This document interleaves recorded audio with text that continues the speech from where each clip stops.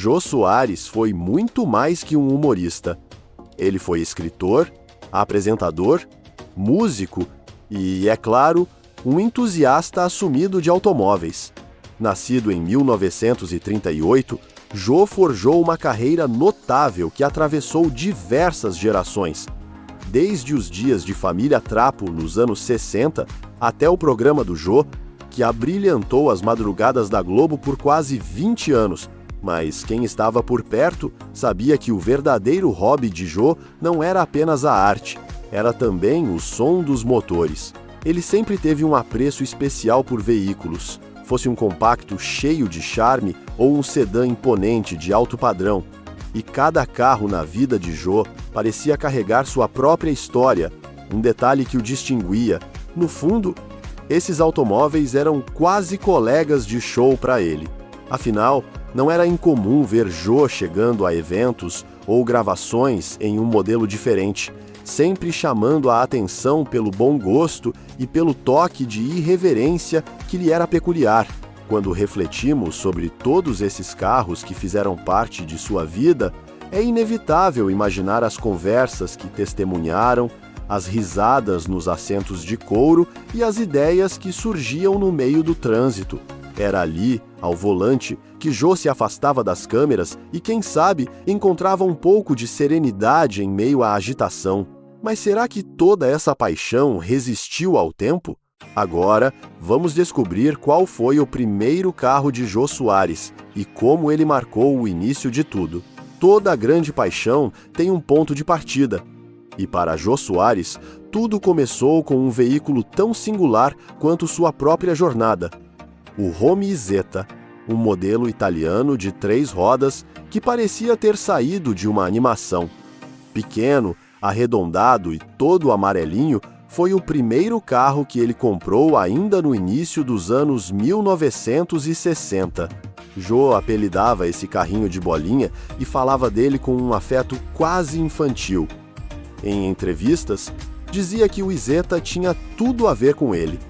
Compacto, divertido e totalmente fora do convencional. Era um carro que provocava sorrisos por onde passava, assim como o próprio Jô. Este primeiro automóvel não era apenas um meio de locomoção, era um símbolo de liberdade para um jovem artista que ainda estava consolidando seu nome na TV. Imaginem só, Jô Soares circulando pelas ruas do Rio de Janeiro, gargalhando alto e sonhando com o sucesso que o aguardava. Hoje, ninguém sabe ao certo o paradeiro deste veículo. Não há registros de leilões, doações ou sequer de alguém que tenha visto o Homi Zeta em funcionamento nos últimos anos. Talvez esteja guardado em algum galpão empoeirado, mas ainda repleto de histórias. E essa incerteza sobre se o primeiro carro de Jô ainda existe ou não adiciona um ar de mistério que combina perfeitamente com sua vida. Mas o Zeta foi só o prólogo. A coleção de Jô Soares logo se tornou ainda mais fascinante. Agora, vamos conhecer os carros clássicos que vieram em seguida e como eles se integraram a um estilo de vida que mesclava luxo e humor como ninguém. Após o pequeno e encantador Homi Zeta, Jô Soares começou a adicionar um toque de distinção à sua coleção. E foi aí que entrou em cena o MP Laffer, um roadster brasileiro com a alma de um clássico europeu, construído sob a mecânica do Fusca, mas com um visual retrô que evocava carros de cinema. O MP Laffer harmonizava perfeitamente com a personalidade de Jô. Elegante e cheio de narrativas para compartilhar. Por anos, Jô foi visto passeando com este carro pelas avenidas do Rio e de São Paulo. Era como se estivesse sempre preparado para um passeio de filme antigo, mas com uma pitada de humor e requinte que só ele conseguia imprimir. O MP Laffer não era só um veículo, era quase um figurino para quem sempre viveu entre personagens e roteiros. Mas Jô também apreciava robustez e, por isso, na mesma época, ele adotou um utilitário que se tornou sua marca registrada, o Land Rover Defender 130. um carro projetado para quem gosta de aventura e que, curiosamente, foi o veículo de uso cotidiano de Jô por muitos anos. Era fácil imaginar a cena. Jô com seu Defender 130 indo do estúdio de gravação para casa, sem receio de buracos ou engarrafamentos, e não era raro ver o carro estacionado no ateliê de sua ex-esposa, Flávia Pedras, com quem mantinha amizade mesmo após o divórcio. Era como se o Defender fosse testemunha de encontros, reencontros e de toda a vida que Jô construiu longe das câmeras. Hoje, ninguém sabe onde estão esses dois clássicos. Se estão guardados, se foram vendidos ou se repousam em silêncio, distantes dos flashes que tanto os acompanharam. Mas uma coisa é certa: eles são parte de um capítulo que revela que o gosto de Jô pelos carros ia muito além da estética. Era também sobre liberdade e identidade.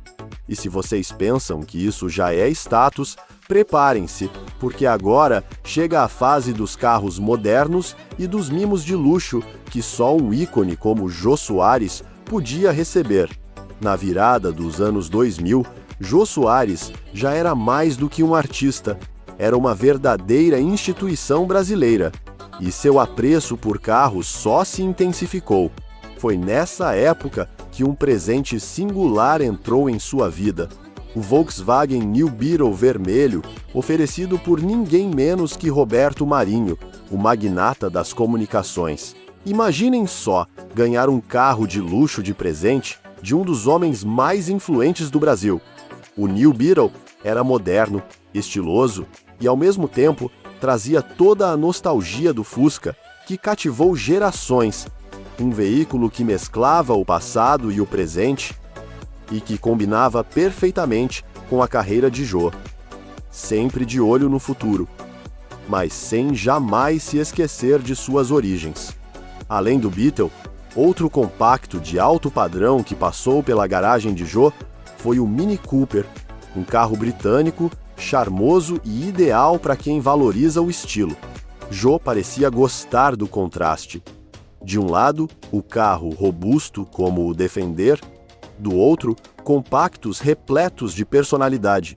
Cada vez que ele chegava a um evento com um desses modelos, era como se dissesse: eu continuo sendo o mesmo Jô, mas com um toque de refinamento que só o tempo e o talento proporcionam. Esses carros demonstravam que ele não necessitava de ostentação exagerada. Bastava um automóvel elegante e um sorriso no rosto para encantar a audiência. E como de costume, o destino desses carros ainda é um mistério. Eles podem estar em algum galpão, silenciosos, ou talvez circulando por aí, preservando as memórias de um dos maiores nomes do humor brasileiro.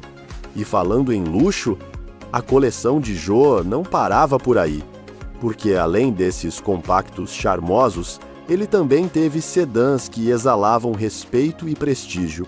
Carros que pareciam feitos sob medida para quem sempre foi sinônimo de inteligência e bom gosto. Vamos conferir. Quando o tema era luxo puro e absoluto, Jô Soares levava a sério. Além dos compactos estilosos, ele também tinha carros que impunham respeito: o Chrysler Trezentoski e o BMW Série 7, dois sedãs que são sinônimos de sofisticação e poder. O Chrysler Trezentoski era um autêntico carrão americano, desses que se vêem em filmes de máfia ou na garagem de grandes empresários. Com linhas imponentes e um motor que fazia o chão vibrar, o Trezentoski era perfeito para quem desejava causar impacto. Jô apreciava esse estilo. Afinal, quem sempre brilhou no palco sabe que, às vezes, o carro também precisa ter presença de palco. Já o BMW 750i era o auge do conforto e da tecnologia alemã, um veículo para quem sempre teve olhar apurado para a qualidade. E Jô era exatamente assim. Detalhes impecáveis, bancos que pareciam abraçar o ocupante e aquele silêncio total na estrada, era como se fosse o próprio camarim móvel de Jô Soares. Dizem que esses sedãs foram utilizados por ele em momentos cruciais, seja para comparecer a eventos ou para aproveitar a vida ao lado dos amigos mais próximos. E, novamente, fica a questão que persiste. Onde será que eles estão agora? Segundo as informações disponíveis, ninguém sabe ao certo se esses carros foram herdados por Flávia, a ex-esposa de Jô, ou se ficaram esquecidos em alguma garagem silenciosa. Mas uma coisa é inegável: esses sedãs carregavam não apenas conforto, mas também o legado de um homem que sempre fez questão de ter o melhor, sem jamais perder o charme e a inteligência que o Brasil tanto admirava. Mas, se até agora falamos de carros que eram emblemas de luxo e poder, o próximo ponto é conhecer o cenário mais surpreendente de todos: a mansão de Vinhedo, que ficou completamente abandonada. Venham ver como a última residência de Jô se transformou em um retrato de abandono, e o que isso pode sugerir sobre os próprios carros que ele deixou para trás. Se os carros de Jô Soares sempre atraíram olhares, a mansão que ele possuía em Vinhedo, interior de São Paulo, era ainda mais impressionante. Avaliada em cerca de 10 milhões de reais, a casa era o palco perfeito para quem sempre viveu entre o luxo e a cultura. Mas, após 2020, tudo mudou. A mansão ficou deserta, esquecida e dominada pelo mato. As paredes brancas agora estão grafitadas, o jardim virou uma selva e o silêncio tomou conta dos cômodos, onde antes ecoavam risadas e conversas. É um contraste quase doloroso, de cenário de festas e encontros a um lugar onde só restam recordações empoeiradas. Esse abandono se tornou um símbolo do mistério que cerca o legado de Jô Soares. Se até a mansão que ele chamava de lar está negligenciada, imaginem o destino dos carros, que já foram a paixão do apresentador.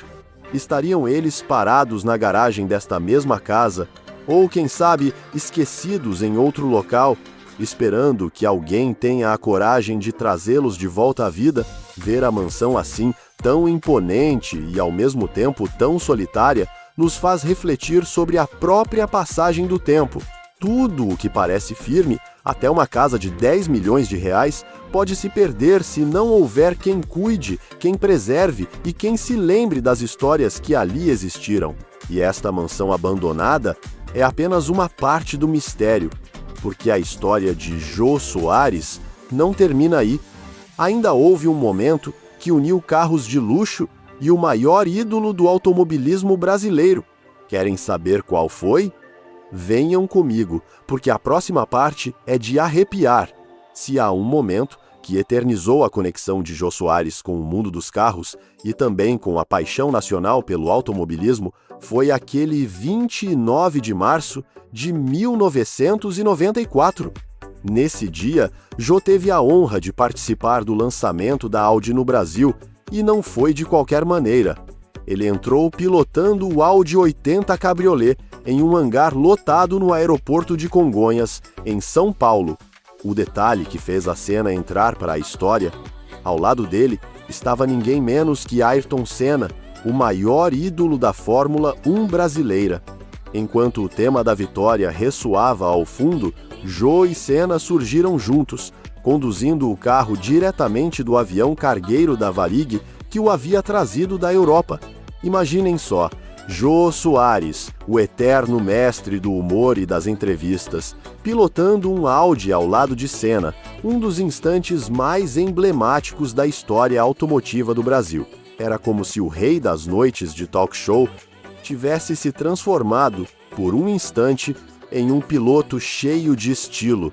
Esse dia mostrou que Jô não era apenas um apaixonado por carros em particular. Ele também sabia transformar qualquer volante em parte do espetáculo. E mais do que isso, mostrou que, mesmo ao lado de um ídolo como Senna, Jô continuava sendo ele mesmo. Carismático, elegante e cheio de vida. Mas apesar de toda essa energia, depois da morte de Jô, o destino desses carros se tornou um enigma. Vamos agora analisar o legado automotivo dele e os rumores sobre onde estão esses veículos que um dia foram sinônimos de status e prestígio. Com o falecimento de Jô Soares, em 2022, todo o seu patrimônio ingressou em um novo capítulo: heranças, testamentos e decisões que ninguém antecipava. Segundo as reportagens, 80% de seu espólio foi deixado para a ex-esposa Flávia Pedras Soares, enquanto 10% foi destinado a amigos e colaboradores que o acompanharam ao longo da vida. Mas, quando se fala nos carros, o destino deles virou um verdadeiro mistério. Até hoje, não se sabe se esses veículos foram leiloados, guardados em alguma garagem secreta ou simplesmente esquecidos. O que existe oficialmente é a promessa de que Flávia está criando o Instituto Jô Soares para preservar tudo o que ele deixou: livros, quadros, objetos pessoais e, quem sabe, até os carros que um dia fizeram parte de sua existência. É intrigante pensar que um homem que sempre amou automóveis e viveu cercado de luxo, talvez tenha deixado esses símbolos parados no tempo. Será que alguém ainda tem a ousadia de ligar o motor de um carro que pertenceu a Jô Soares? Ou será que, como a mansão de Vinhedo, esses automóveis vão se tornar ruínas silenciosas de um passado glorioso? O que é certo é que esses carros não eram apenas máquinas, eles eram testemunhas de momentos inesquecíveis. Eles ouviram risadas, conversas profundas e, talvez, até as ideias que Jô transformava em piadas e histórias memoráveis. E agora, fica a pergunta para você: se pudesse, você teria a coragem de dirigir um carro que pertenceu a um ícone como Jô Soares? Ou acha que esses veículos devem mesmo ficar guardados como relíquias intocáveis, como parte da história de quem fez o Brasil rir por décadas? Fica aí o mistério. Mas antes de terminarmos, vamos finalizar com uma reflexão para você levar consigo e pensar sobre como até os ícones têm seus capítulos esquecidos. E assim, chegamos ao final desta viagem pelos carros de Jô Soares, uma jornada que vai muito além de motores e chapas de metal. Esses carros foram emblemas de uma vida grandiosa, de um humorista que nunca temeu expressar o que pensava e de alguém que, acima de tudo, soube viver cada instante com intensidade. Mas também são um lembrete de que tudo é passageiro. Carros que já brilharam, hoje parados, mansões que já foram palcos de festas. Hoje em silêncio, a verdade é que, por mais que acumulemos bens e conquistas, o tempo sempre encontra um meio de nos lembrar que nada é eterno. E agora, eu quero saber de você. Dessas histórias que compartilhamos, qual carro você gostaria de dirigir, mesmo que só por um dia? Ou você considera que esses carros deveriam ser guardados como parte de um museu que narra a história de Jô Soares e do Brasil? Deixe aqui nos comentários a sua opinião. Já aproveite para dar aquele like maroto. Ajuda muito o nosso canal a continuar trazendo essas histórias que misturam luxo, legado e, muitas vezes, esquecimento. E se ainda não se inscreveu, ative o sino para não perder nenhum vídeo novo. No próximo vídeo, vamos continuar explorando essas histórias que estão ocultas por trás de portas fechadas e vidros embaçados, porque, às vezes, os maiores segredos estão onde ninguém mais quer olhar. Até lá!